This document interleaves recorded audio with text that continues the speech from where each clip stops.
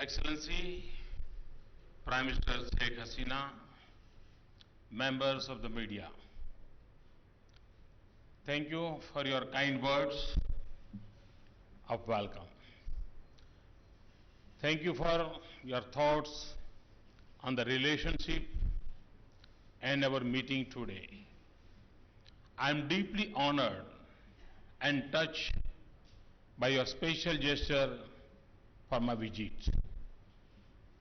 Everything I have experienced here reflects the warmth and generosity of the people of Bangladesh. And for me, there is the wonderful feeling of visiting a close neighbor. This morning, I paid tribute to Bangabandhu, a great leader of our era. His vision and leadership, his humanism and sacrifices gave birth to the dream of Sonar Bangla. Today, that dream prospers through the leadership of Prime Minister Sheikh Hasina and the genius of the people of Bangladesh.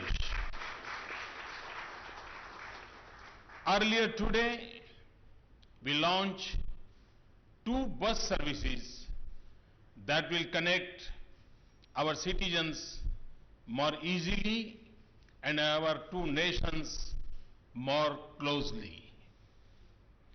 We were privileged to have with us the Chief Minister of West Bengal.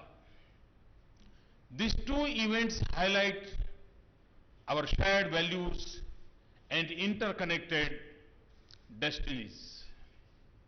My first visit to Bangladesh is a special moment for me.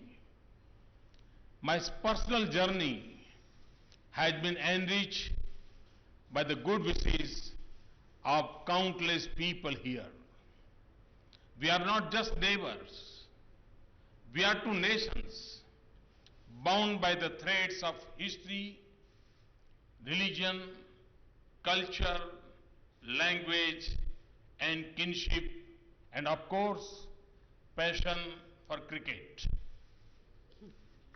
We have the emotional bonds of shared struggles and sacrifices that brings us together as sovereign and equal nations. Now, we are successful fellow travelers on the road to development.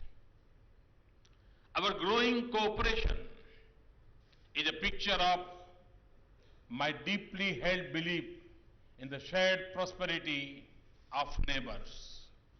That is why the future I dream of India is the future I wish for Bangladesh. As we deepen our political engagement and celebrate our rich inheritance, as our economies get more integrated and our people better connected, our nations will become more prosperous. I will also open new economic doors for India's northeast, and it will enable our 2 countries to integrate South Asia and connect it with the dynamic East. The vision of SAARC is a gift of Bangladesh. We are also among the largest contributors to United Nations peacekeeping, and we can also make our region safer and more prosperous and the seas more secure. This is a relationship of great importance for us and our region. The visit is at a historic moment.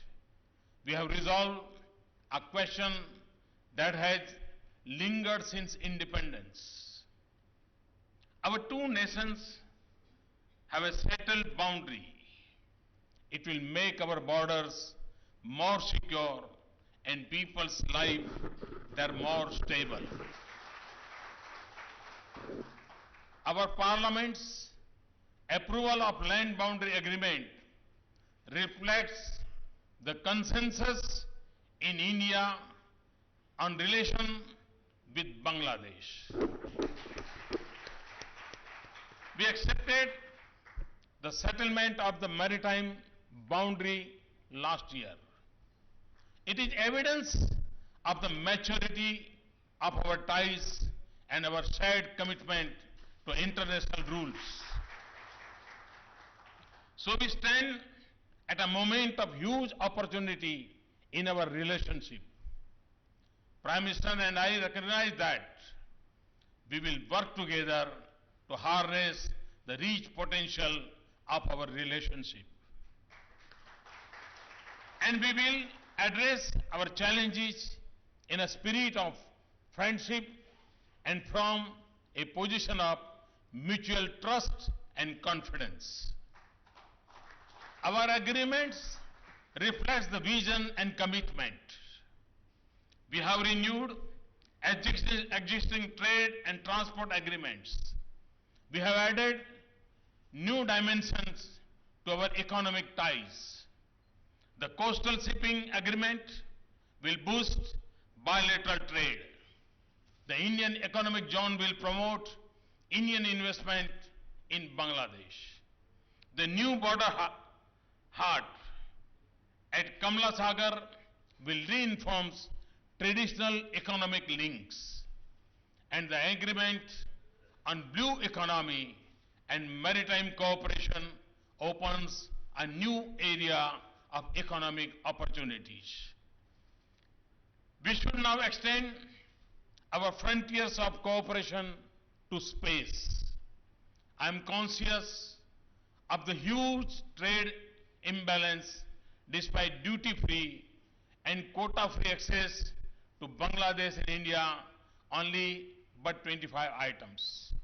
Yet, I have assured Prime Minister that we will do everything we can to bridge the deficit.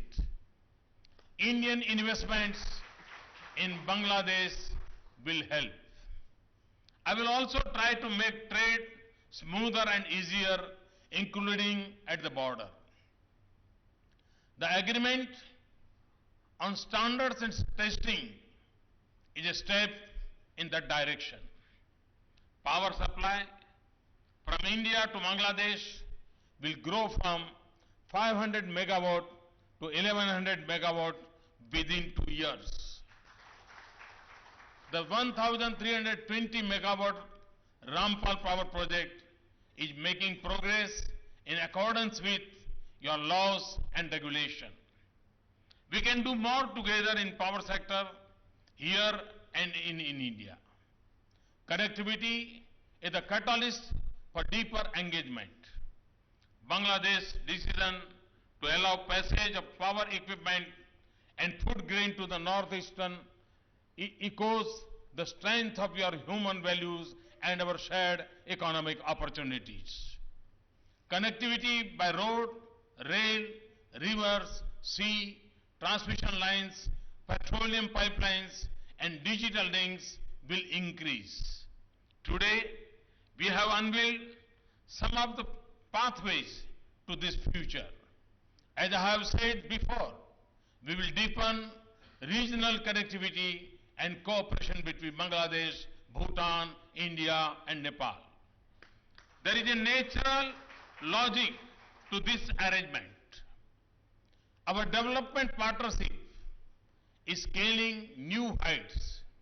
The quick implementation of the line of credit of $800 million and full disbursement of $200 million in grant is a tribute to our cooperation. We are pleased to extend another line of credit of $2 billion to support infrastructure and other development activities in Bangladesh. As the three agreements on human trafficking, fake Indian currency, and maritime safety show our security cooperation is growing. I am confident that we both have the political will and mutual confidence to further improve border management and coordination to prevent illegal activities, trafficking, and movements. Our rivers should nurture our relationship, not become a source of discord. Water sharing is above all a human issue. It affects life and livelihood on both sides of the border. We have shown political resolve and mutual goodwill with the land boundary agreement. I am confident that with the support of state governments in India, we can reach a fair solution on Tista and Feni rivers. We should also work together to renew and clean our rivers. Excellency, people in India admire your nation's progress despite many challenges. We want you to succeed in your mission 2021 and 2041. The success of Bangladesh is important for the region and the world. So is the success of our partnership. We are two nations defined by our youth. We owe it to them to set new directions and scale new heights in our relations. I am confident that we have done that today. And for everything, again I say thank you very much. Thanks a lot.